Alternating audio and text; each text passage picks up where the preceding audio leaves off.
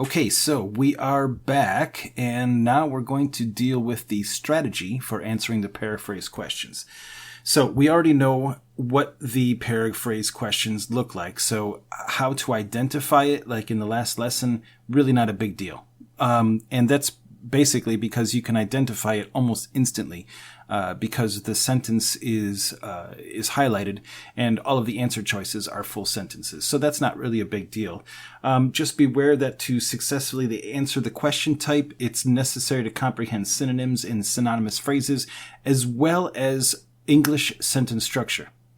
Now, the reason for that is because, as I mentioned before, a lot of the times the way that they paraphrase the sentence is by reversing the clauses. In other words, they might put the effect before the cause clause. In other words, they talk about the effect in the first clause and then they say the reason for the effect in the second clause. That's the most common way of doing it. But first of all, you need to identify that it is this type of question. You do that instantly by seeing that the sentence is highlighted. So first you read through the full sentence in the reading passage. This is so that you know and comprehend what the sentence is saying. So first of all, you need to know what the situation is in the beginning. Who are the principal players in the sentence? In other words, if it's people or groups or things. You also need to know what the action is, what the verb is in the sentence. So there is usually an initial situation, and then there is an end result because there's some sort of a change going on. So once you comprehend what's going on in the sentence, you need to read through the answer choices one by one and compare the meaning to the highlighted sentences. You have to beware of sentences which either reverse or somehow alter the meaning of the sentence. In other words, it might have a lot of the principal elements of the original sentence, but somehow the end result or the situation is slightly different or even reversed. Like they might have the person who is doing the action or the person who is receiving the action opposite from what it is in the reading passage. So that's one of the most common things that you have to look out for.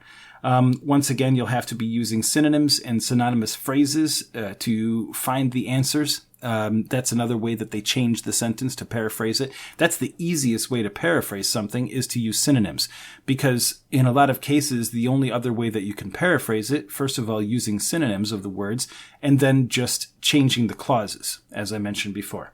So, super time saver, you read the highlighted sentence carefully, but you should be able to skim the answer choices to eliminate obviously wrong answers. Bing, bing, bing. That should actually be a master skill, but we're giving it to you free in the strategy portion here. So, you skim through the answer choices to eliminate the wrong answers. That way, you can spend more time on the answer choices which seem to be correct. Now, sometimes that you'll think, oh, wow, that's absolutely correct. But you'll see in the examples that every once in a while, there might only be one word which is causing the difference. So let's take a look at the examples from the quiz that hopefully you did. So the first one here was about the temple. Originally constructed as a Hindu temple dedicated to the god Vishnu, it was gradually transformed into a Buddhist temple towards the end of the 12th century. So first of all, we have the temple was constructed.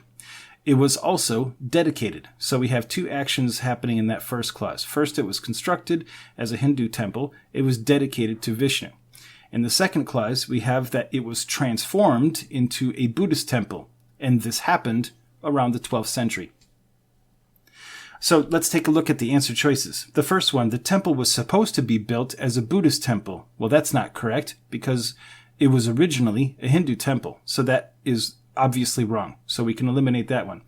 The temple was built in the 12th century. No, it was actually transformed at the end of the 12th century.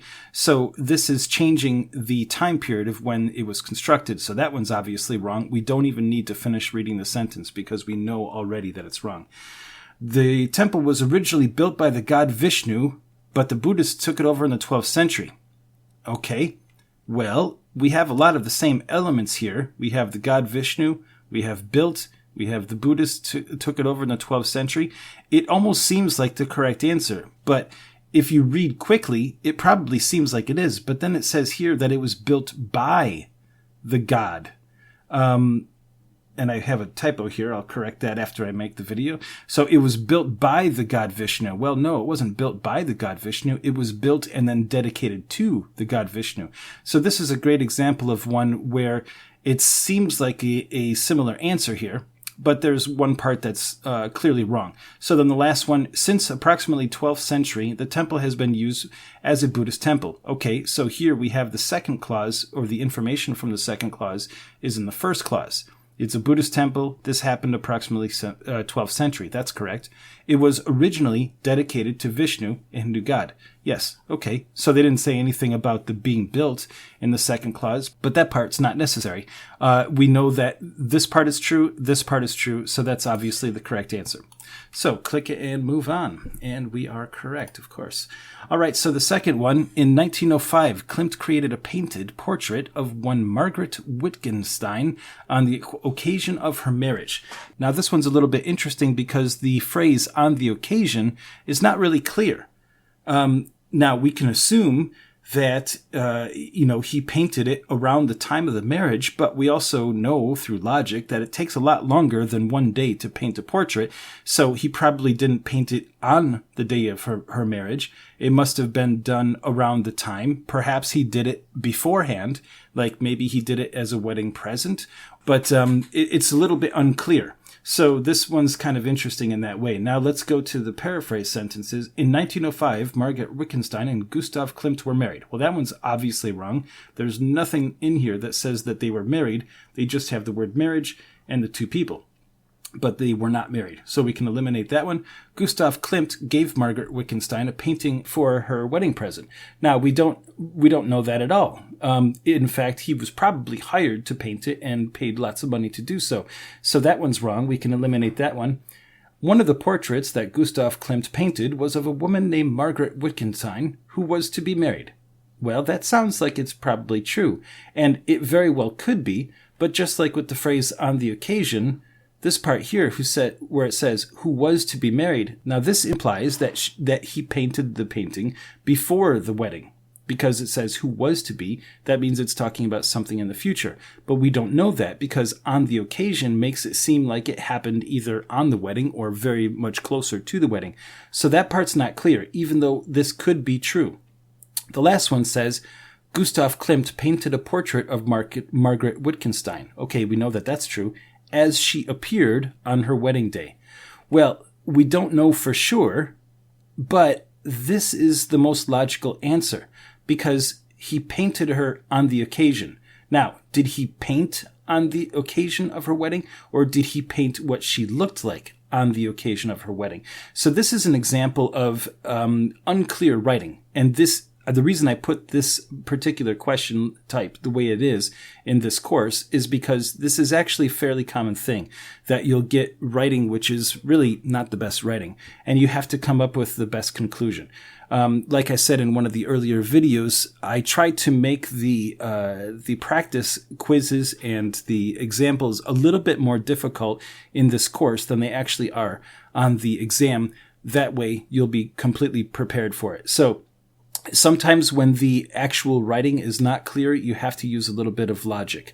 But we know that this answer right here is better than this one because we have these two different time situations which are not really clear. So we pick that one. That is the correct answer, and we move on to the next one. All right, so the three Texians ran for about 7 miles, occasionally firing their pistols to force Mexican soldiers to keep their distance. So we have the Texians running for 7 miles. They were occasionally firing the pistols, and they were doing it to keep the Mexican soldiers away from them. So that's the main situation here. The Mexican soldiers were shooting at the Texans. Okay, so that one we know right away is incorrect because it's the Texians who were shooting, not the Mexicans. The Mexicans chased the three Texians for almost 7 miles. That part's true. While the Texians shot at them. That's true. In an attempt to make them stay away. That's also true. Okay, so remember in the other video where I said that I choose the term paraphrase instead of simplification, this is a perfect example. This is definitely not a simplification of the sentence, but this is the true answer. But for the sake of this video, let's go on to the other answer choices. So the 3 Mexicans were fired upon for 7 miles. Well, that's true. While they chased the Texians for the entire distance. Well, that's true too. So why isn't that the answer? The reason that this is not the answer is because of the use of the English right here, that they were fired upon for 7 miles. That implies that the Texians were shooting at them for the entire 7 miles.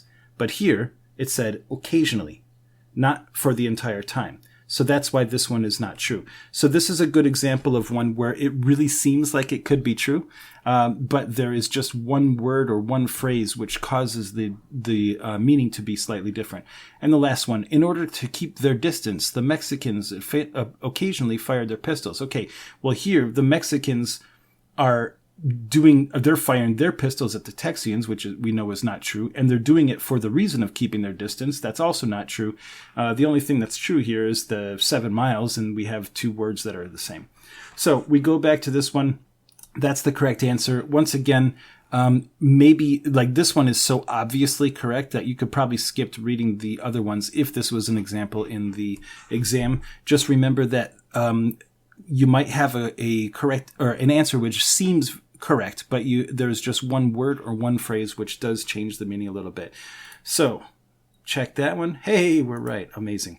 All right. So that's really that's how you do it. And once again, just remember with all of these strategy quizzes, we do repeat a brief summary of the strategy up on top of the quiz page so that you can refer to that in case if you might have forgotten. But then whenever you finish any of the lessons in our course, as soon as you click that Mark Complete button down at the bottom of the page, you can go back and redo any of the lessons. And this is the strategy for the paraphrase questions, and we will see you in the next lesson.